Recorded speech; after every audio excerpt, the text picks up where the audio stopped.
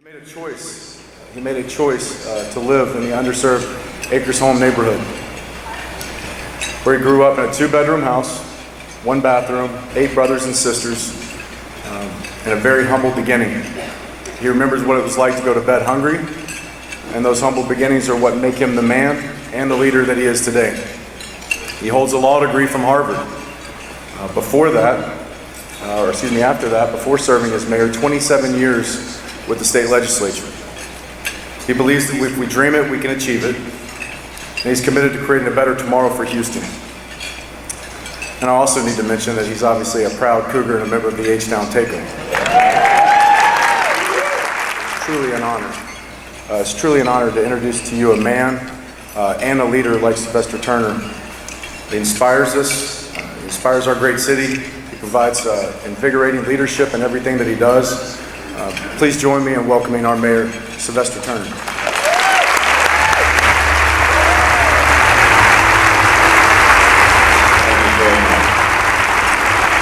Who told me to sit down? It was just getting good. Look, I have the privilege, and I'm proud to be the mayor of the city of Houston. It's a great city. It's, as we say, it is the most diverse city in the United States. People come from all over the world, different ethnicities. People practice different faiths. You can marry who you want to marry in this city. Orientation simply doesn't make a difference, and neither should it make a difference in our city. There are 142 plus languages spoken in our city. 1 of 4 Houstonians is foreign born. This is a great and diverse city, and I'm proud to be in this city. And at the same time, we are a city with so much diversity. We don't want anyone to feel as though they're under siege, or anyone to feel as though that they should be threatened if they're in a car and they're driving, if they haven't committed any crime. We don't want that to happen. We don't want our kids to be going to school concerned whether or not their parents are going to be there when they come home. We don't do that. We don't want that to happen. We are a very welcoming city, and we embrace Houstonians for who they are and where they come from. And as I've said on so many occasions, I am the mayor of every Houstonian within the 640 square miles, regardless of where you come from, what your religion, what your orientation. It matters not. We are a welcoming city, and it's my desire to be welcoming.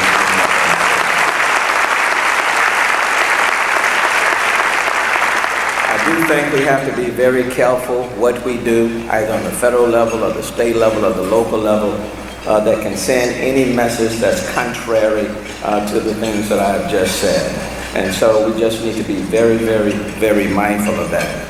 It's been an incredible 16 months for Houston and for my administration.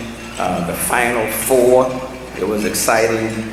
The Olympic champions, the Super Bowl, the city of Houston, selected for the 2020 World Petroleum Conference, the Summer Jobs Program, Bob, with the Great Houston Partnership, the goal was 5,000. To put that in context, last year was 450 jobs where we started. And this year, as of yesterday, thanks to many of you in this room and those that are not here, the job total for our summer job program as of yesterday was at 5,032 and still growing.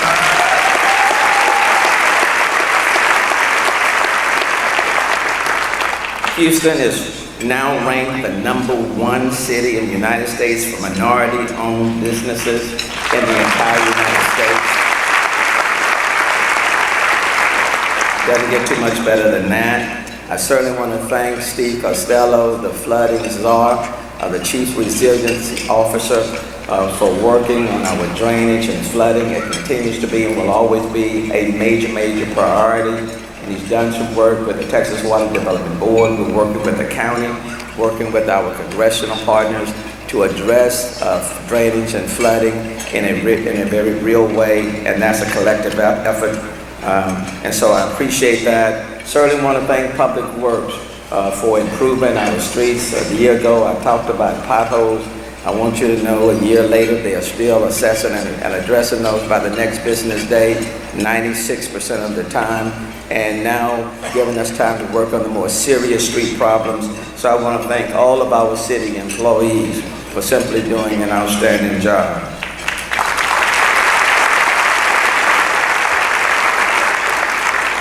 A year ago, I stood before you and pledged to bring to Houston a plan that would reduce the city's pension liability and reduce the city's annual cost on an immediate and long-term basis. 1 year later, I'm proud to say the Houston Pension Solution is before the legislature, and thanks to the members of City Council, our employee pension groups, all of them, and I will thank all of them, and the Greater Houston Partnership, and I certainly have enjoyed working with Mark Watts, who has been the point person for the Greater Houston Partnership. Thank you, Mark, for your time and for your efforts on this initiative and the Greater Houston Partnership in general. I want to thank the 50 CEOs who expressed their support in a letter to our state senators this week, and I want to thank some great staff members, including Kelly Dow, the city's finance director, Ron Lewis, the city attorney,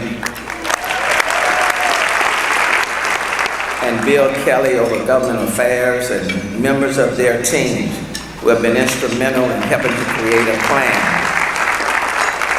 that serves Houston's needs well. The Texas Senate, as Bob said, passed the House Pension Solution earlier this week by a vote of 25-5 with bipartisan support. And I want to personally thank the Lieutenant Governor and Senator Joan Huffman for their help in getting that initiative passed. The House will vote this Saturday. I feel very confident about our chances there, but as a former legislator, I am not taking anything for granted, and neither should you.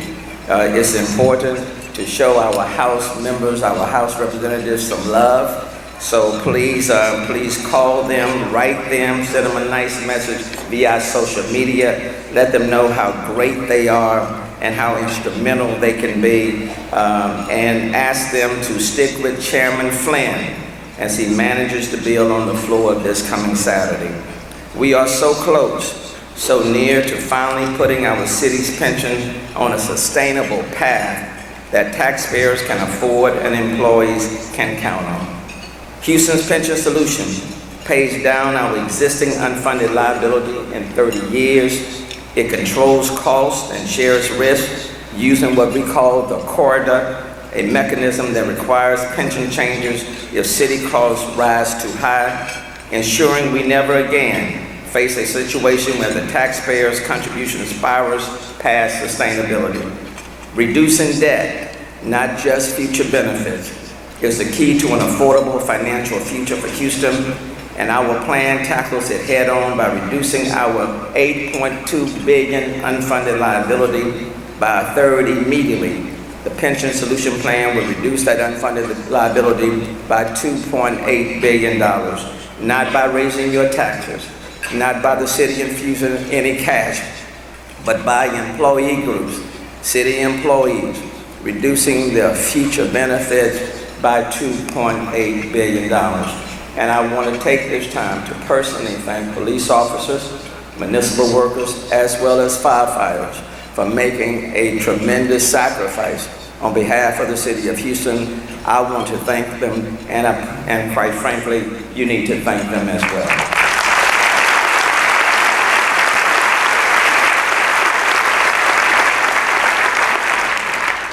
We have accomplished in Houston, what we have accomplished in Houston shows that even the most intractable problems can be resolved when you offer innovative solutions, when you work in good faith with stakeholders, and when all parties are willing to engage in shared sacrifice.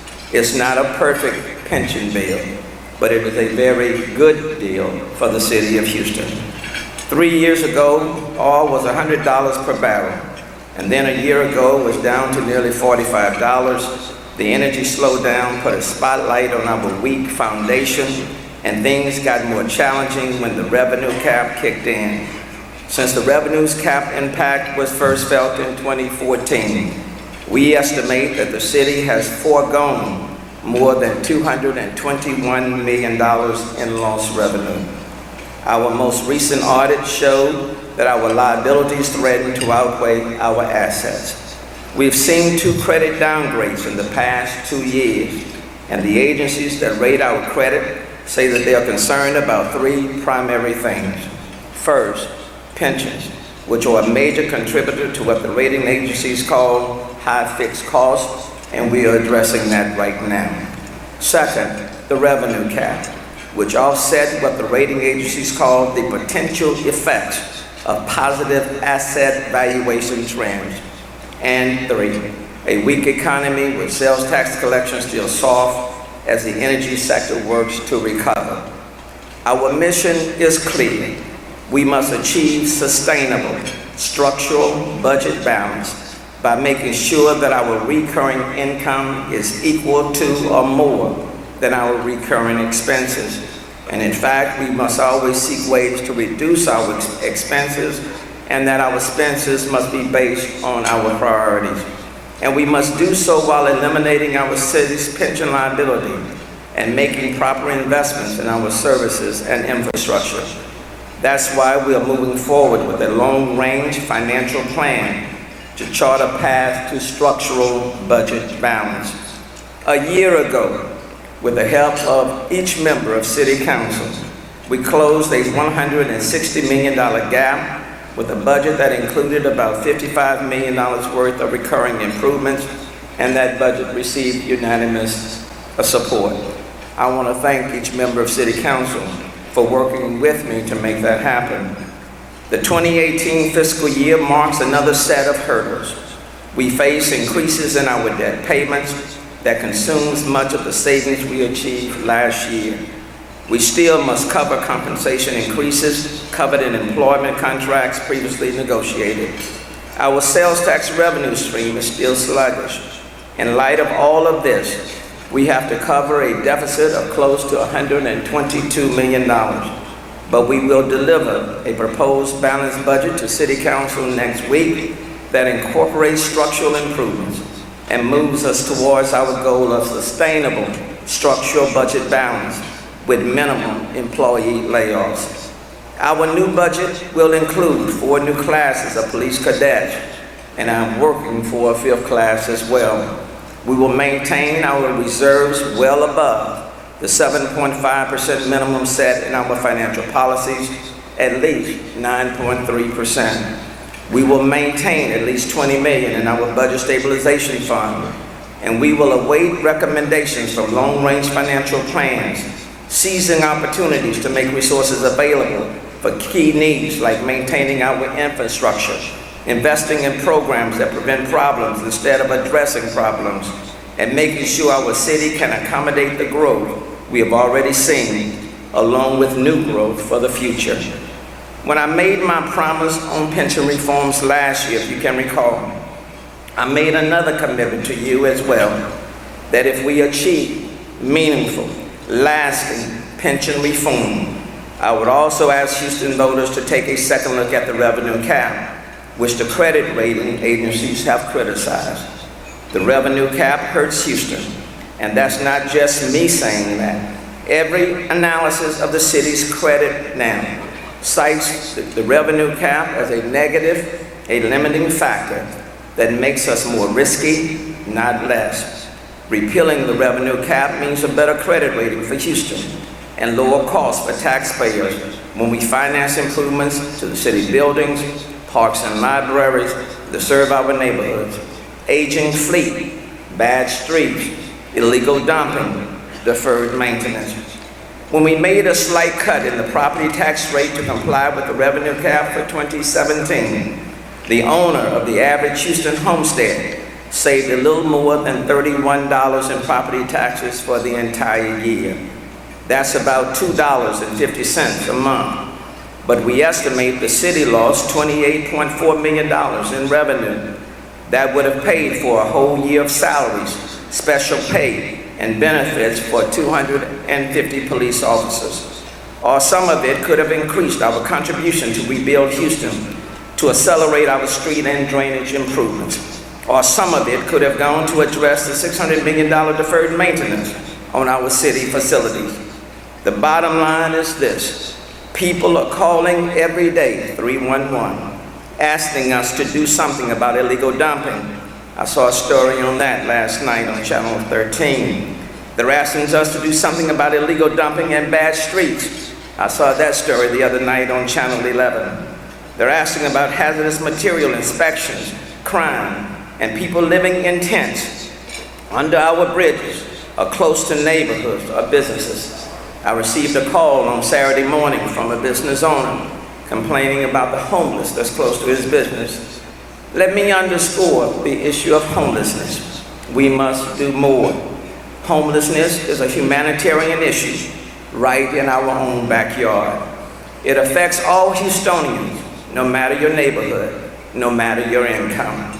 That is why I recently announced a comprehensive 6-point holistic plan to further respond to homelessness and street issues.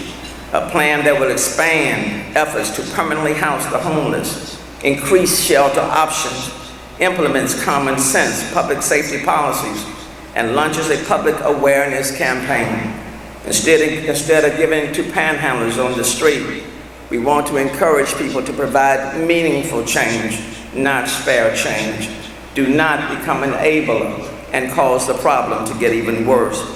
Permanently housing the homeless with the supportive services they need is at the center of our plan. Transformational, nationally recognized work is being done through The Way Home, our comprehensive, collaborative homeless housing initiative. Over 100 public and private partners are not just responding to homelessness, but they are solving it. Since taking office, we have worked hard to permanently house over 1,120 homeless veterans. We have found the solution to homelessness is housing and employment, along with mental health and substance abuse services. But our efforts are currently being hampered. With Congress, extension of the continuing resolution, halting the issuance of vouchers, we no longer have all of the funding needed to house the most vulnerable homeless on our street. The inability to issue new housing vouchers will reduce the number of chronically homeless housed from 100 a month to just 35. We need your help more than ever. The earliest possible date the Housing Authority may be able to restart issuing new vouchers will be January of 2018. It will slash the number of chronically homeless individuals we'll be able to house. In March, The Way Home housed 74 chronically homeless individuals, and they were gearing up to house 100 on a monthly basis. Without the ability to issue new vouchers, we will only be able to house up to 35 chronically homeless individuals, reducing the number of chronically homeless housed by up to 65%.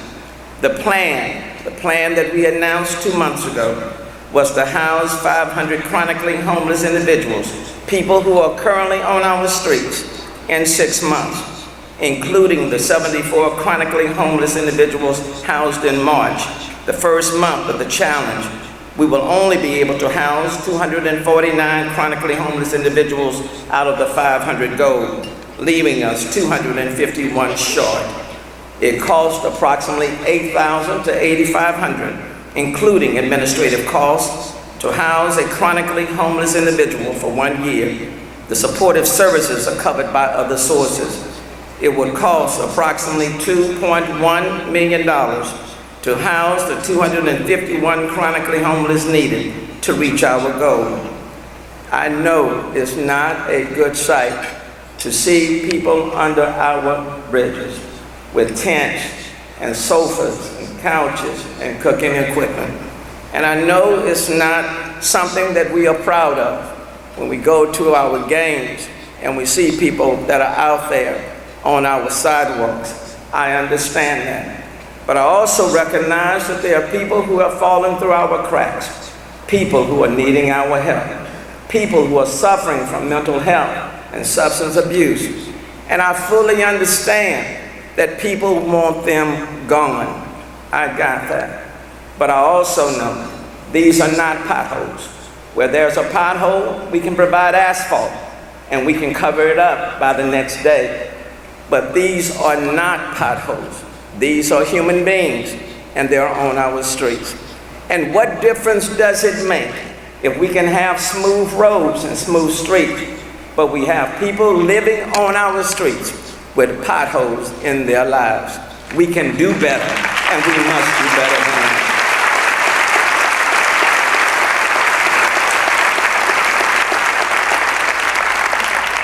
The other day, I walked through one of the encampments.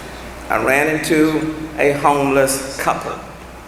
And the lady was very articulate, and she was very persuasive. She said to me, "Mayor, I have every document, every paper that I've received from a housing authority or for some entity saying that you want to put us in a better place. And not too long ago, a week or so ago, I have my paper that says that I am getting a voucher to move off the streets, my husband and I, to permanent supportive housing." And then she told me I got a call and said that the voucher was no longer any good because of a change in policy in DC. And so she looked at me and said, "Mayor, you want us to leave this underpass. Now tell us that with the voucher no longer being good, where do we go now?" And then she added by saying, "I also have a job, and I can walk to my job from here. So Mayor, I understand you don't want us to be here, but tell us now, where do we go?" We must provide them with options. For all of us in this room, for all Houstonians, if we do not want many of them under our underpasses, we must give them options. $8,000 to $8,500 per person will provide permanent supportive housing for these individuals for 1 year. If we can take people to the moon, I believe we can take care of our people right here on earth. And I'm asking the Greater Houston Partnership to join with me to make that happen.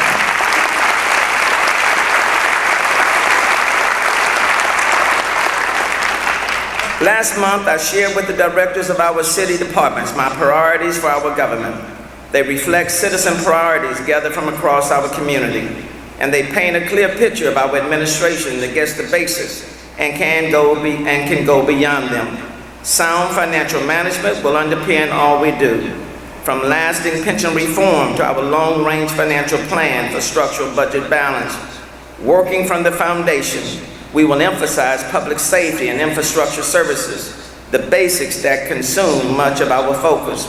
My goal is that by 2020, Houston's murder rate will be the lowest it's been in a generation. We will improve drainage, reduce congestion with better streets, and a transportation network that provides multiple options.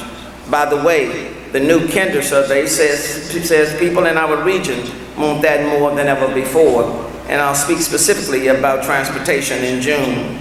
When I first took office, one of the important projects moving forward was the Complete Streets Initiative. We need complete streets that allow for safe, convenient walking and bicycling along with motor vehicles. But Houston doesn't just need complete streets. We need complete communities. Communities that offer equal access to opportunity and prosperity for all, to include livable wages with decent benefits, where a janitor in our city can afford to take care of his or her family, like my mother, the maid, who struggled to take care of 9 of her children. We need communities where every kid can get a great education and have a safe place to play when his homework is done. We need communities where mothers and fathers can afford a decent home for their families. We need affordable housing. As part of my Complete Communities Initiative, we will revitalize 5 communities at a time, starting from Acres Home and Gulfton to the near North Side and the 2nd and 3rd wards. We will work with residents and local business owners to to identify priority projects and a revitalization plan. The city will target these communities, and I am asking financial institutions, developers, retail grocery stores, nonprofits, and faith-based organizations and endowments to concentrate their resources in these targeted communities. By leveraging our resources, we can transform these under-resourced, underserved communities. Second Baptist Church, for example, is already targeting Acres Home. This administration has kept a clear focus on jobs, private investment, and economic development. We have worked continuously with the Greater Houston Partnership for expansion of local business, relocation of businesses, and international trade opportunities. In the coming year, we're exploring opportunities that are ripe for economic growth. Our city has long been revered as the energy capital of the world, and we are. The most diverse city in America, and we are. And a global leader in healthcare, manufacturing, the port, NASA, and logistics, and we are. But most recently, our great city has fallen behind others when it comes to technology and innovation. In fact, the Houston Greater Metropolitan Area is the only region to fall from the Kaufman Foundation recent rankings of metros measuring high-tech startup density. And with regards to venture capital, our region was ranked 31st in the nation in venture capital investment and 3rd in the state of Texas, which is totally not acceptable for the 4th, soon to be the 3rd largest city in the country. We cannot stand behind Dallas. We must not be behind San Antonio, and the Rockies will take care of them in due time.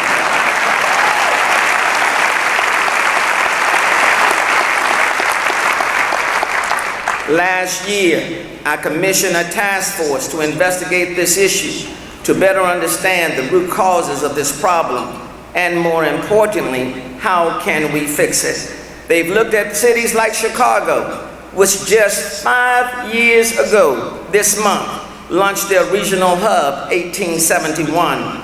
It has been a core driver to transform their local economy, spurring it to rise to a top city for technology, innovation, and entrepreneurship. Since they launched this initiative, Chicago has been the creation of more than 40,000 high-paying new tech jobs, venture capital investments in their region growing from $390 million in 2011 to $1.7 billion last year. And for the 3rd year in a row, was named the top city in America with regards to corporate investment.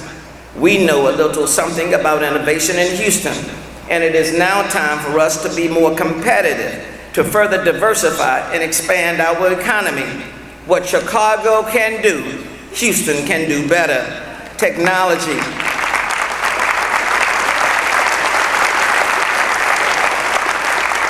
Technology, innovation, and vibrant startup community are key drivers to our city's presence as well as our future. In the spirit of collaboration, our task force is collaborating with the Greater Houston Partnership to drive this initiative. Through this plan, key initiatives include 1, the launch of a fund-to-funds model that will bring venture capital to the region and help our employers leverage innovation pathways, a model that is proven in other markets like Michigan and Cincinnati to be immensely successful in cultivating investment in technology and innovation. And 2, the birth of an innovation district that will give rise to the great creativity of our people, inspire new possibilities, and foster our culture of innovation. Through the combined, you can clap, it's okay. Through the combined efforts of the city, corporate sector, academia, investors, and startups, we will create a robust, competitive innovation economy. We will also connect our efforts to our young talent here in Houston, who often leave our city once to pursue high growth, high impact, transformative technology opportunities. And we will make strides to attract others outside millennials' talent to our city. Houston can and will be one of the most aggressive U.S. cities that advances and deploys new technology that will shape new business and improve our quality of life, whether looking at autonomous vehicles or reimagining manufacturing and logistics. These and other initiatives will provide us a blueprint to transforming our economy and creating opportunities just like our friends in Chicago. The world calls Houston a knowledge capital because of the incredible concentration of ideas and innovation in our great city. One such idea recently conceived by a task force of Houstonians working with one of our academic institutions that I will not name right now, was for the creation of an institute for data science right here in the city of Houston. The Institute for Data Science represents a unique opportunity for Houston to diversify our economy, solidify our leadership in technology, and to strengthen our base of world-class educational institutions. We cannot let this opportunity slip through our fingers because the initial approach was wrong, or because some may have disagreed with the original approach or motivation. If Houston wants to remain a global leader in energy, aeronautics, healthcare, and education, we also need to be a leader in data science. And the world's premier data science center needs to be and must be located right here in the city of Houston.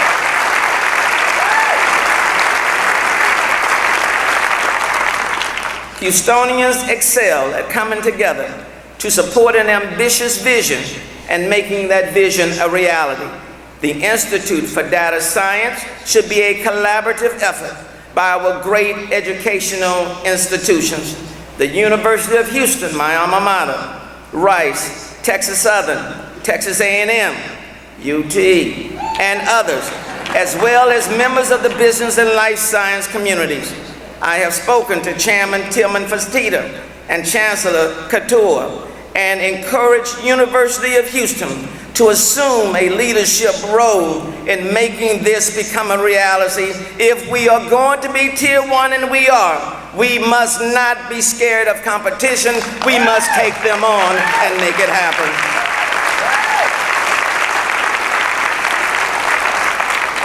I stand ready to become an active part of the crucial effort to create the Institution for Data Science to Houston, and ask that you join me in this work. The time is now for Houston to be the city of tomorrow. With all that we have done and all that is on the horizon, I am before you here today to state with resolve, the city of Houston in 2017 has never been more ready. We have never had more people. We have never had more diversity.